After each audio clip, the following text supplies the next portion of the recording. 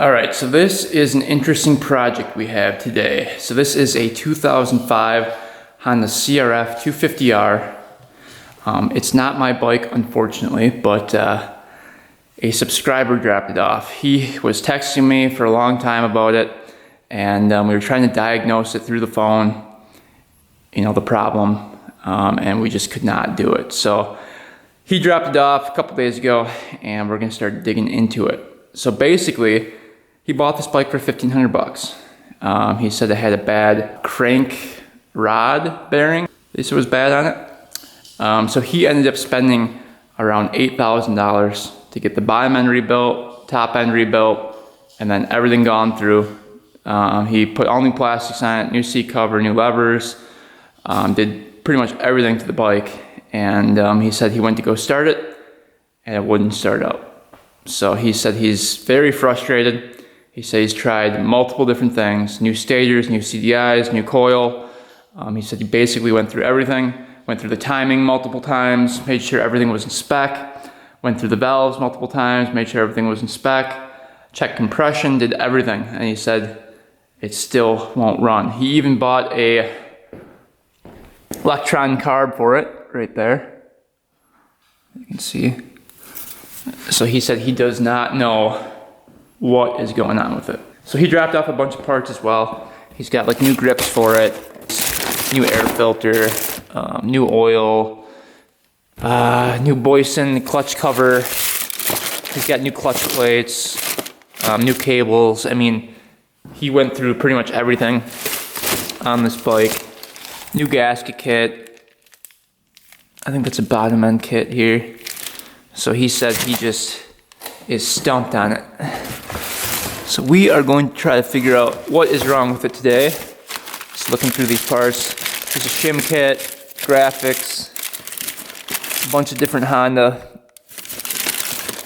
OEM pieces and bolts. He said he bought everything OEM, so every single bolt, every single thing on this bike is OEM, he said. So the new coil, new CDI, everything he bought was top of the line.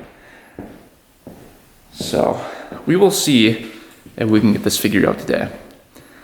So without further ado, let's jump into it and see if we can fix this bike. All right, so when going through a bike like this, I like to start with the easiest stuff first. Typically, we're gonna check for compression, spark, make sure those are there. If they're not there, then we'll diagnose it. So he said that he was kicking it over, it wouldn't even backfire. So that kind of tells me it's either not getting fuel or not getting spark, or not sparking at the right time.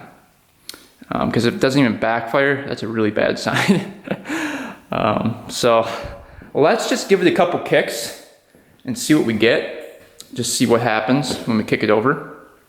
See what it sounds like, and then we'll kind of go from there on it. Let's just see if we're getting gas to the carb.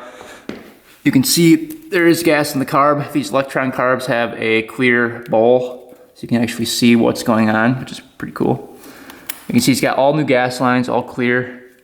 You can see gas going into it when I did that. So we know it's getting gas. All right, so it's definitely getting fuel. To keep that on. All right. Does it have coolant in it? Let's just check and see if it's got coolant before we kick it over a bunch. Coolant's a little bit low. He said he just filled it up. So there's probably enough in there to kick it over, and you know, if it doesn't start, it doesn't really matter if there's coolant in there or not. Once we start it up, we'll add more.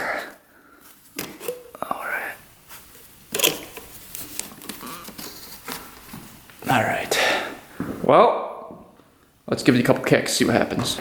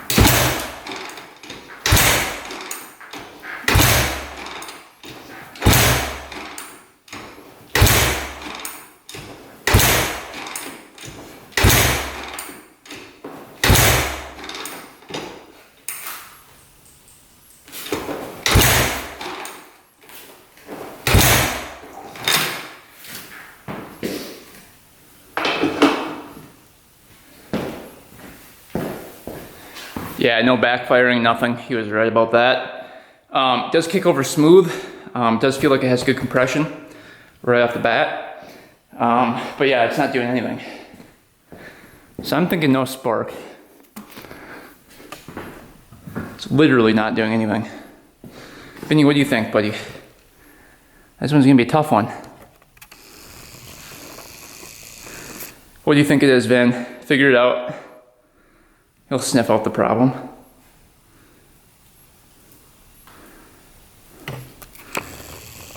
He was like, yeah, I'm out. This one's too complicated. All right, well, if Vinny can't figure it out, that's not a good sign.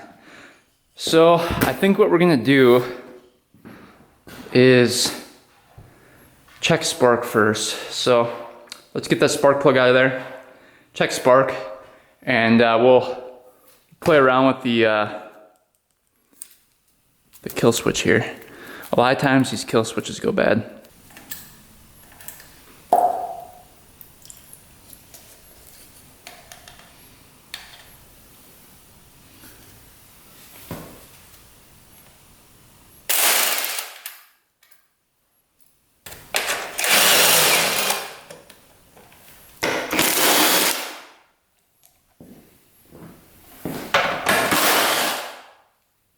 I can really tell he took his time building this bike. It really seems like he did, at least.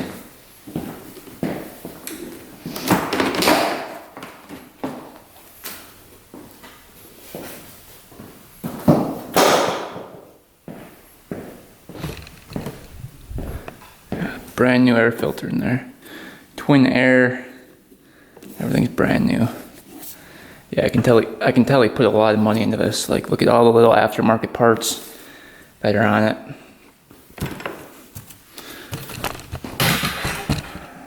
Almost, I think over $8,000 into it. That's a lot of money. There's one top here.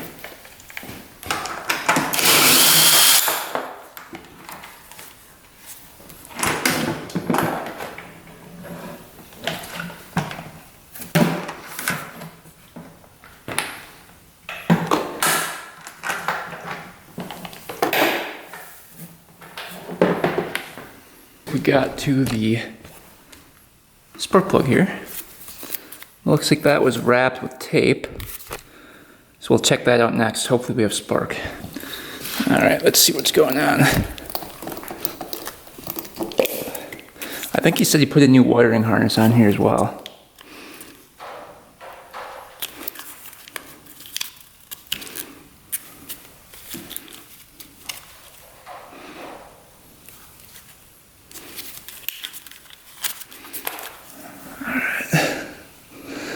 Spark plug way in there.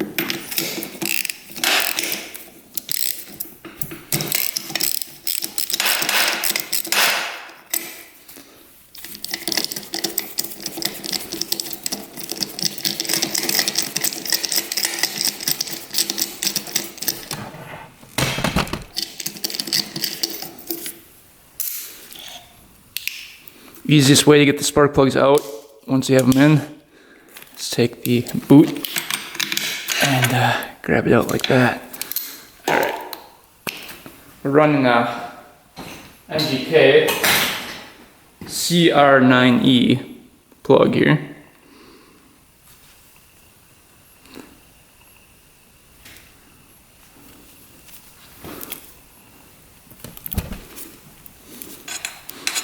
See if it's got some spark.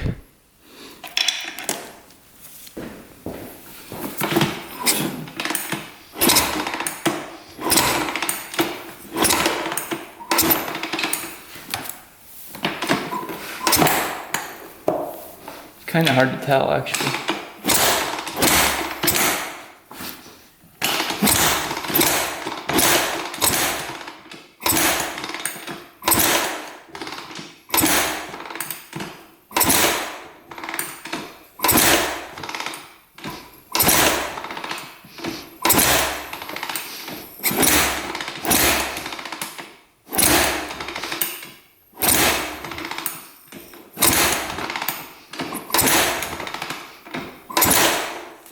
It's a really weird spark.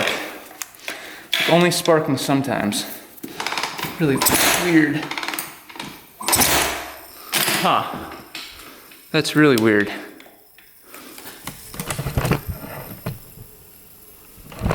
It's like only sparking once in a while here. See, it sparked right there. Didn't spark there. Spark there. That's really weird. Spark there.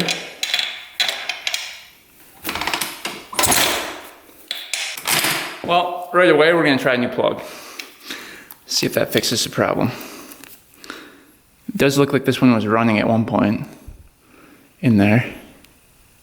Maybe it's just fouled up. Alright, we've got a different plug in here now. Sparking, it looks like it's a little bit more blue when we test the spark, so we'll just try to start it up with that one in there. See what happens.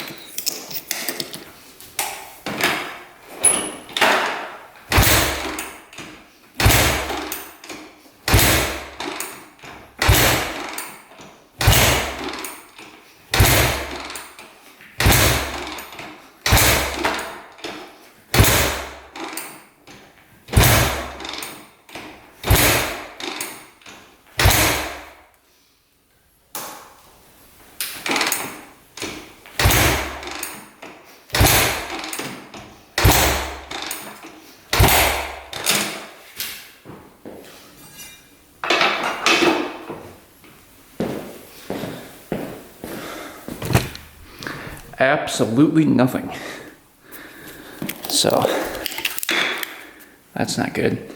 Let's do a quick compression test just to make sure there's compression before we kick this thing over a million more times. I'm thinking it's spark so far, but let's just check compression first. All right, so compression on this bike should be around 57 PSI. It does have that decompression mechanism in there. So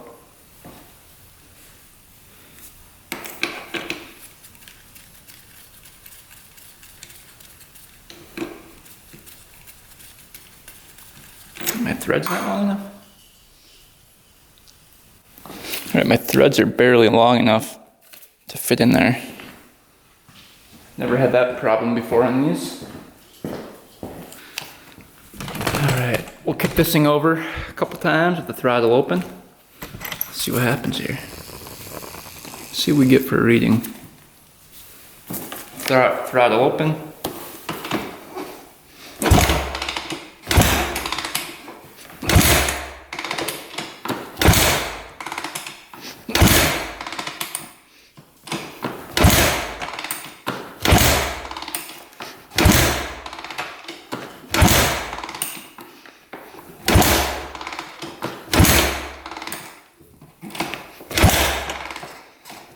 Huh. Not the best reading. We're almost at 40. So we're like 37 PSI. Should be 57. So we're a little low on there. I don't know if it's not sealing because my threads are so short in there. We'll try it again here, but because the threads just weren't long enough to grab. So this part right here, it's a little bit too bulky. You can see on the spark plug, it's just a little bit bigger. So, should fit, just doesn't. All right, I was able to get those threads in there a little bit deeper, and looks like we got about 60 PSI. So we are good on compression. That's with the decompression release. So that is perfectly within spec. So compression checks out. I'm gonna look at this boot here. Just gonna see if it's corroded down here. It's a little dirty in there. Just gonna kind of clean that out with a little WD-40. And then we'll kind of twist that spark plug around in there. until it makes good contact.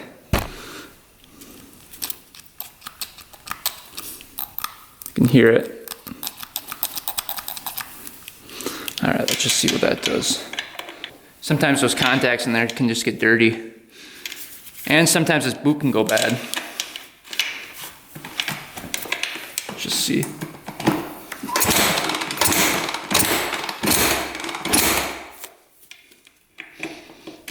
We had good spark right off the bat there.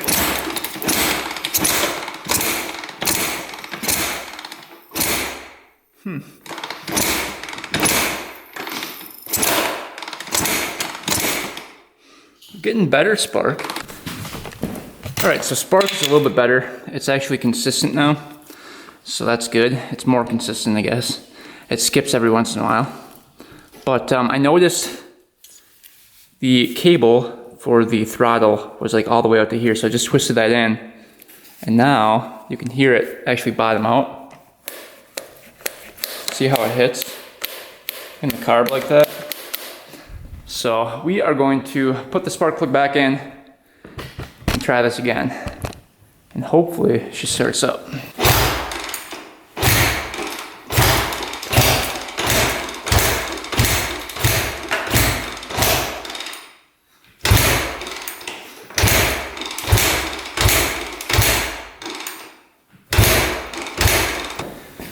Nope, must just be too weak of spark. So next thing we're gonna do is bypass the kill switch.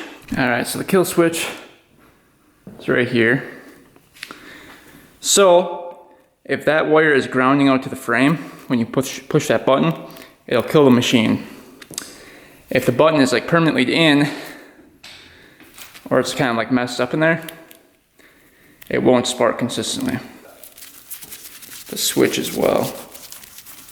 Make sure there's consistent continuity between the wire and the button when you push it.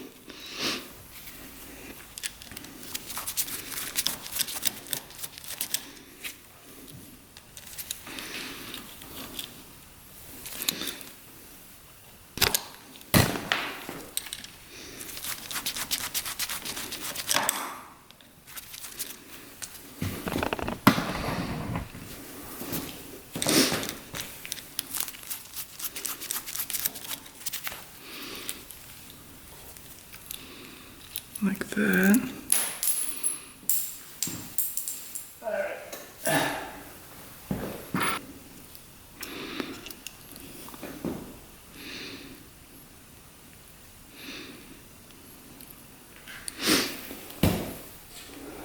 So if you touch these two wires right here, you will not have spark because they'll be grounding out. You can see the two wires.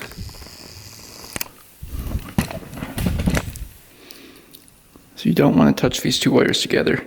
And sometimes what the switch does is it makes contact with these two wires.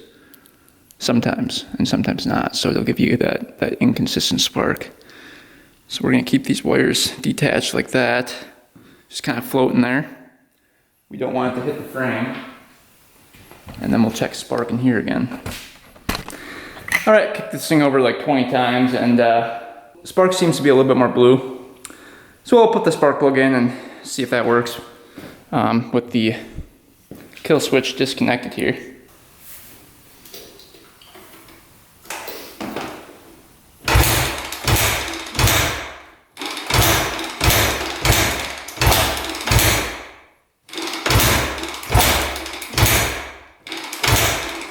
Oh man.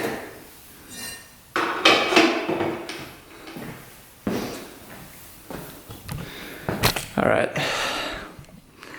I think we're gonna check the coil next. All right, we just tried a different spark plug boot, and it ohmed out the same as the other one. So it's 0.4 ohms, and still no difference in the spark. So we're gonna check the CDI. We're gonna hook up a different one to it. He gave me the stock one to go with it. And he said this one did work before, so we'll see. See if there's any change in the spark here.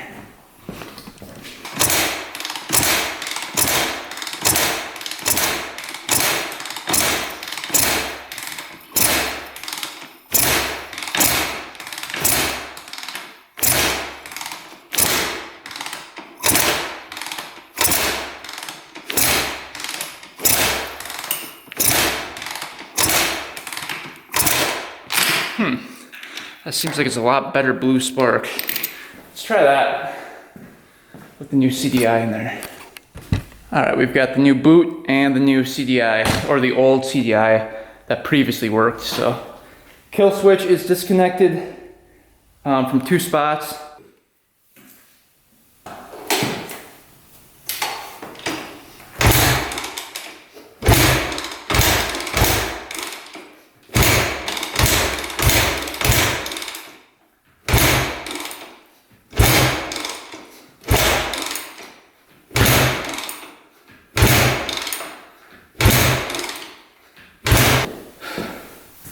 We have blue spark. Huh. I don't know. All right, so maybe it's not getting fuel. The plug wasn't wet when I took it out, so let's pour a little fuel down the spark plug hole. See if it pops over.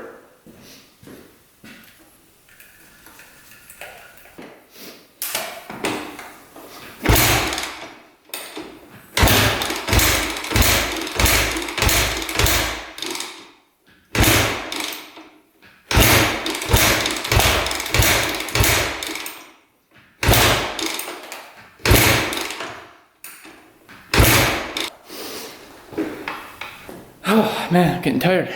All right, let's put some oil down the cylinder and see if this compression shoots up. Because the guy did replace the ring, so I wonder if the ring gap was too big or something along those lines.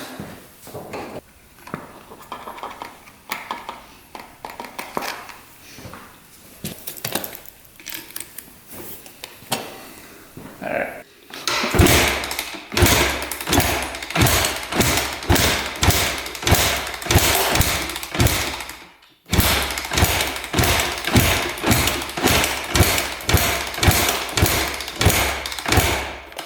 I don't know if it's right at the same amount. So it's not the rings. Alright, let's get this valve cover off. I know why this guy was frustrated. This thing's a pain in the butt. But we're gonna get this thing. We're not gonna let it win. I know that. Something has to be wrong with it.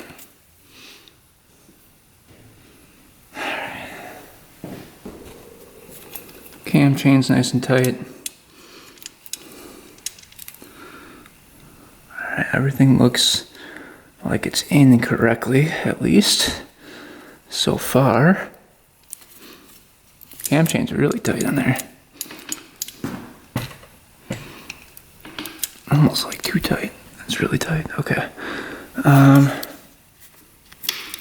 Decompression mechanism. Let's see if that's working when I turn it over here.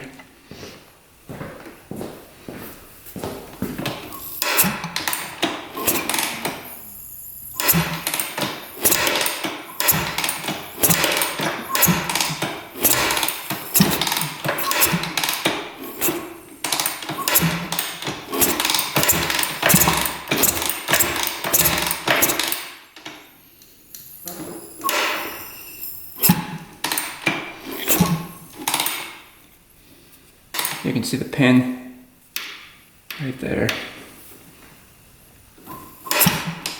Let's see if I kick it over fast here.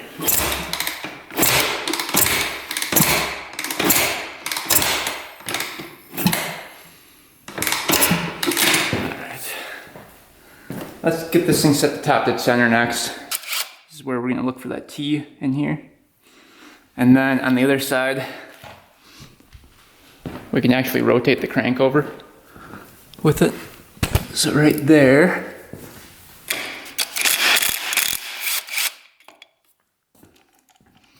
All right, and then there's an Allen fitting right there. Yeah, it looks like 8 mil. We're just gonna rotate the engine over And we're looking for a dot. Probably want to go the other way. There we go. So this arrow is going to line up with a dot on the sprocket here. So there's a dot right there. I think we're 180 out, but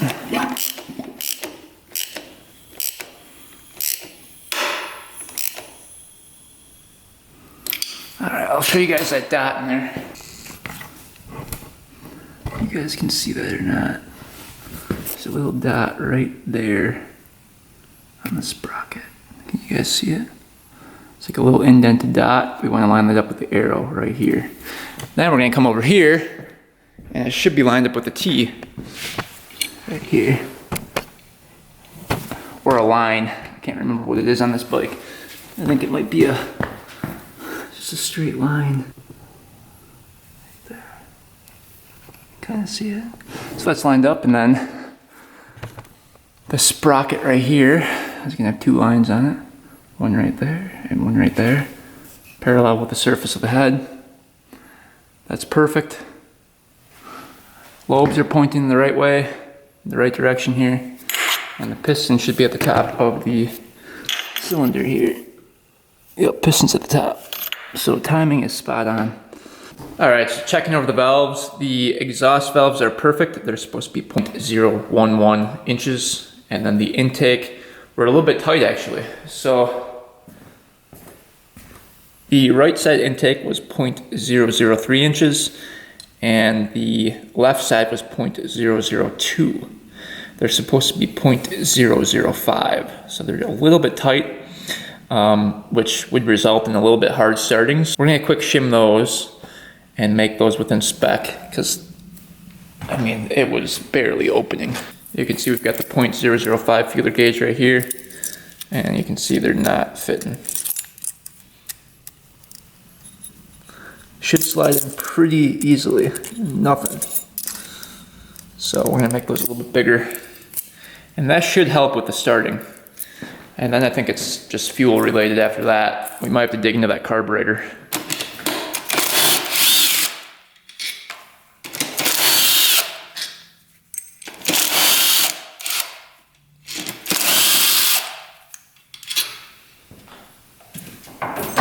You want to make sure you don't drop the pins in. We're getting these off of here. Sometimes they're a little bit tricky to get off. Okay, there we go.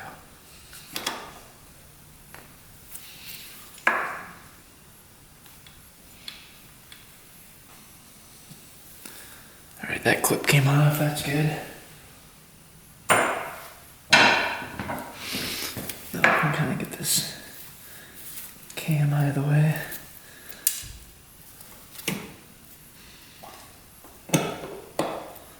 Just have to get this cam chain loosened up a little bit. All right, we can get this cam chain tied down here so it doesn't fall into the case. All right, then the cam can come out like that. Good time to check out the cam. You can see all the bearings are smooth. Teeth look good, sprocket looks good. Everything's tight, lobes look good. No wear on the lobes. Decompression mechanism is working. You can see it's moving in and out, not binding up, springing back. It's looking good. But there's two buckets. We're gonna start with the right side first. It did not pick up that shim.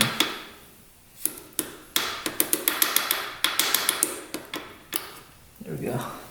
There's the shim. Thought it was gonna be stuck in there. All right, here's our shim equation. So our current size, when we put the feeler gauge in there, is 0.076 millimeters or 0.003 inches. We want to get 0.005 inches or 0.127 millimeters. The shim size was 1.46 millimeters. So we want to take the difference between these two, which is 0.049 millimeters, and subtract it from that size right here, which is the current shim size. And the new shim we want to get is 1.411 millimeters, so it's a little bit smaller. So that way, when the shim is laying in there and the shim's a little bit smaller, that gap is going to be a little bit bigger. Hopefully that makes sense. So the new shim size is 1.411. The current one that we have in there is 1.46, so it's just a little bit smaller. And I found one that might work out here. We've got our shim kit right here. We've got, I believe this one is the one that works. Nope, that's the current one. So the new one is right here. You can see it's 1.39, so it's very close to 1.4. So we're gonna use that one. That's the closest one I could find. And that will be done. All right, so we've got the other shim out. So that shim measures about 1.79 millimeters. So it's a little bit bigger than the other one. So what we have the current measurement of the shim is 0.002 inches. That's the valve clearance that we measured, which is 0.051 millimeters. We need 0.005 inches of clearance, which is 0.127 millimeters. We take the difference between the two, 0.127 minus 0.051 equals 0.076 millimeters. The shim size that we just measured was 1.79 millimeters, so we need to subtract this from that to get a smaller size. So this is the current shim size, 1.79 millimeters, and we want to take off the difference of this, which is 0.076 millimeters, and we get a new shim size of 1.714 millimeters. So let's find that one. I'm guessing it's going to be 1.7 is the size we're looking for. Oh, that's big. That's 2.7. 1.7 is over here.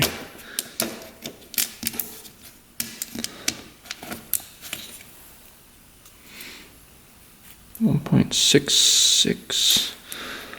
You know, some of them are different sizes, so you gotta measure them with the feeler gauge. Oh, there we go, 1.7. So that's the shim we're gonna go with. All right, check this out. We've got the feeler gauge, 0.005 inches. Now it slides in there. See, grab. So those are perfect at 0.005 inches. So exhaust and intake are perfect now. Hopefully this thing will start easy now. So I went to turn over the engine and the cam chain fell off the gear down here. So we've got to take off the stator side cover, drain out that oil, and get that cam chain back on. I was afraid that was gonna happen, and yeah, of course it did. All right, we've got the oil draining out. Let's get off the side cover next.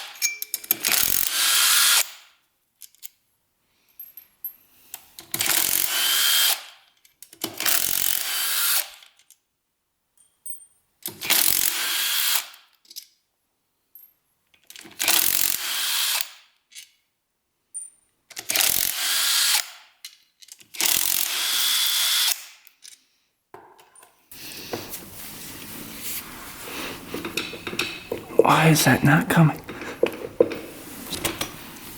There we go, we took off the shift lever. Alright, now we can take this off.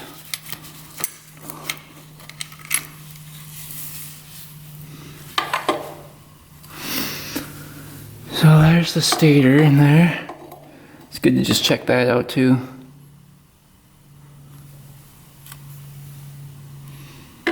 Looks good, no pieces are broken off of it or anything, doesn't look like. It's kind of got this wound weird, though.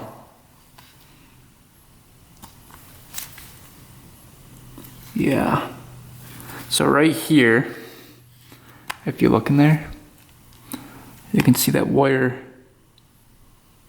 was getting cut because that should be tucked underneath.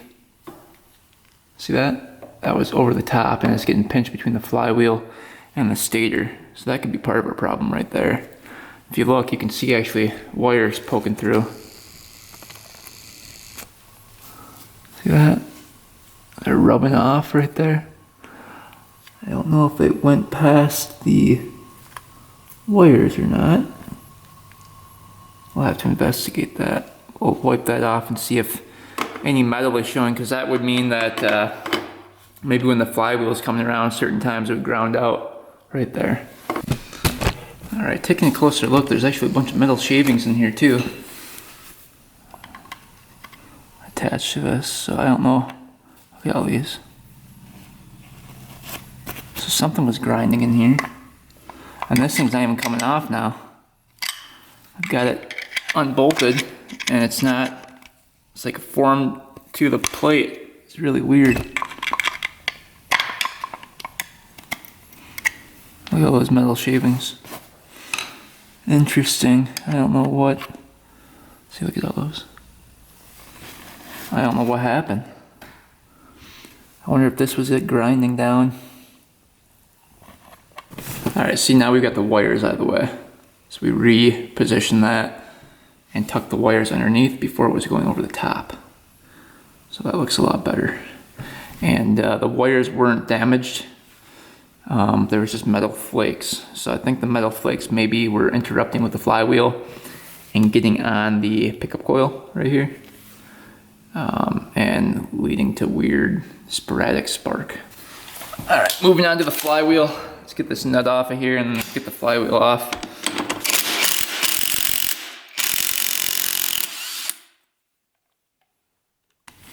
Looks like it's Loctited on.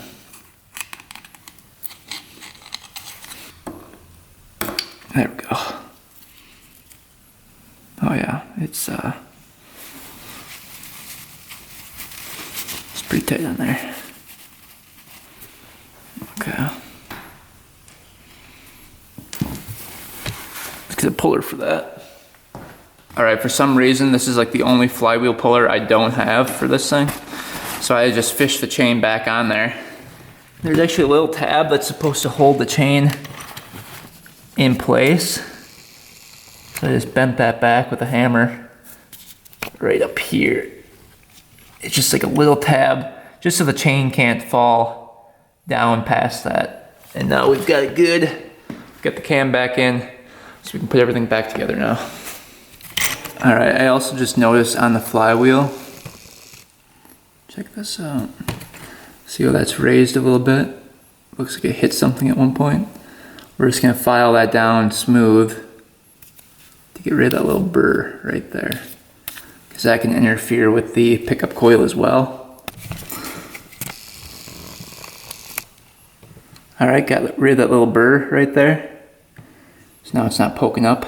So now it should not interfere with the pickup coil when we put that back on.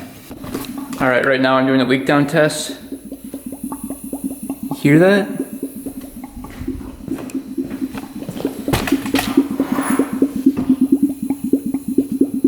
I don't know where that is. All right, I just filled up the coolant here so we could see if it was bubbling, and it's not.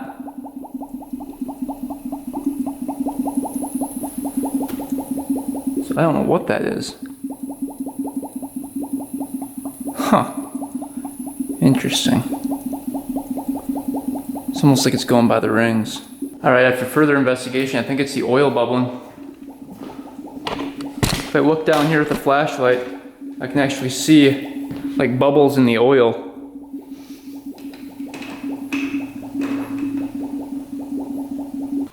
Alright, so I'm pretty sure the bubbling is just from the rings not being seated, because we really haven't run the bike yet to seat those rings, so I'm guessing air is just going by those rings going into the engine oil. So I don't think it's a ring problem, I think they just haven't seated yet. So you're going to have that bubbling down below. The leak down test passed though. No air was coming out of the intake and no air was coming out of the exhaust valves. So we know that the valves are all tight, all good, and then no air was coming out of the radiator. So we know that the head gasket's good. So this thing checks out. We've got spark, we've got compression, and I think we're just not getting fuel. So I think the last thing we're gonna check is that carb. Well, we got the electron carb out of here. You can see there's the slide in there. Was all the way closed.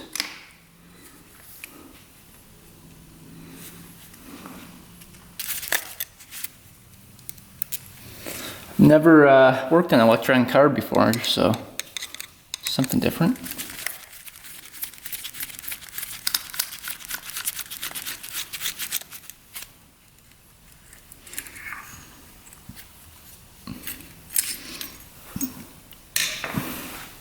Alright, then we can get this gas out of here and start digging into it. Alright, let's see what's going on in here.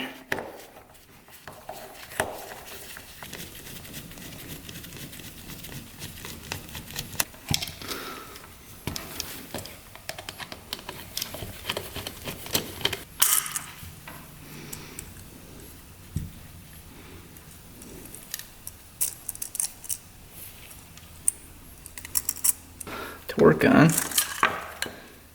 Float looks good. That looks good. Needle looks good.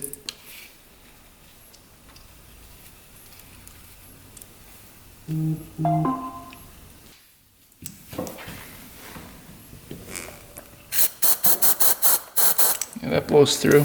It's a brand new carb, so it should be good to go. All the passageways look open, everything looks good. We'll have to see what settings to put this thing at. Alright, so I was looking at the carburetor that he bought, and you can see it's specifically for a 4-stroke CRF250. And it says that the power jet is 3/4. I'm guessing that's 3/4 turns out. So we set that one, there's the power jet right here. You can see it takes it from the bowl up to here when it's when you're on the throttle. And then the fuel screw, it says 1 on it. So I put that 1 turn out. That was at like 2.5. So we'll see if that works. We'll put it back together and see what happens. But he spent $821 on this thing. All right, we got the carb and the gas tank back on. Let's see if she fires up here.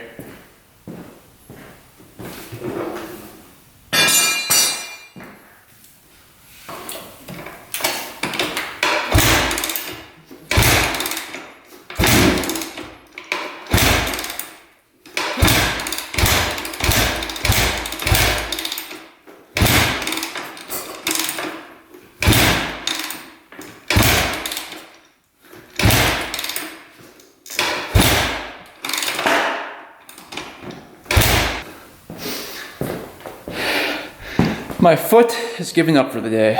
All right, got a different buoy down here.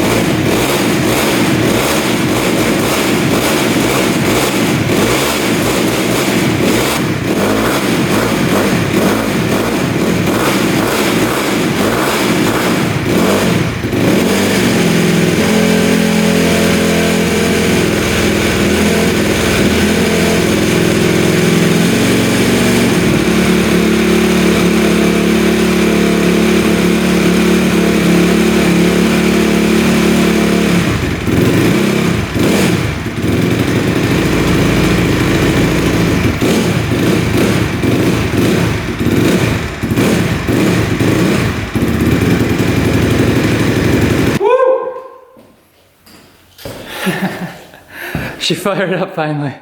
She's smoking pretty good though.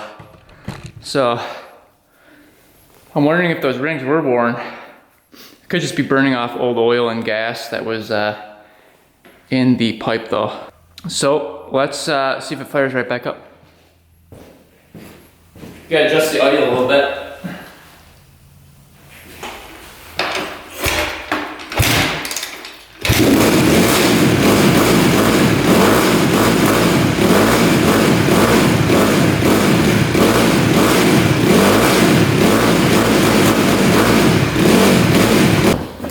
Alright, she's running good. She starts right back up. That is awesome. Alright, so this thing is running pretty good. We just have to get it to idle. And then he never put the clutch in, the clutch plates. So we need to put the clutch plates in and oil on the clutch side. So we still have to do that. I don't want to run it too long without oil in the clutch side there. So other than that, it's running good. I think we're gonna be good to go once we get everything back together. All right, so the owner wanted me to check out the clutch basket. He wasn't sure if it needs replacing. That's why he waited to put the clutch plates in it. So we're gonna check those out and just see what's going on with that.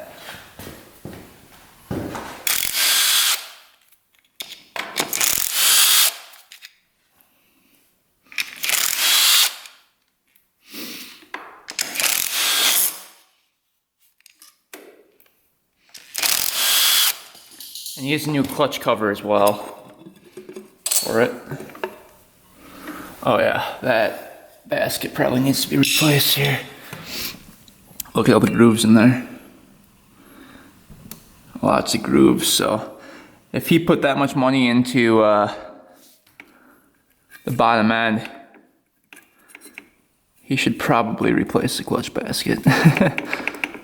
That's pretty bad. You know? So, yeah, those are pretty rough in there.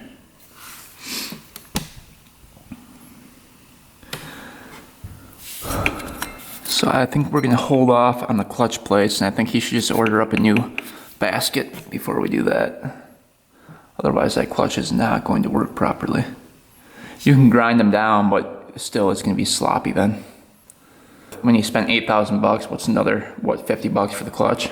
So we're gonna have to wait for that until we can ride this thing, but at least we got it running today. We found out why it wasn't starting. I'm pretty sure the metal chunks down here were interfering with the pickup coil, and the wires were rubbing in that one spot. I don't think that was great for it, and then the valves being tight and the intake probably didn't help with the starting issue as well. So all those things were kind of a combination of why it did not run after being freshly rebuilt and after the guy stuck $8,000 plus into it. So yeah, all the little things add up, and that's what caused this bike not to run. I'm hoping the smoking goes away after it runs for a little while. I'm thinking it's just the oil and stuff I put down the cylinder. And he said he put a bunch of oil down the cylinder as well. So hopefully it was just burning off the excess oil. If not, we're gonna have to replace the rings and possibly the valve seals. So at least we got another one fixed, and now the guy can finally enjoy it and ride it for the first time after he put all that time and money into it. So anyway guys, thanks for watching, thanks for subscribing. Stay tuned for next video, and until next time, we are out.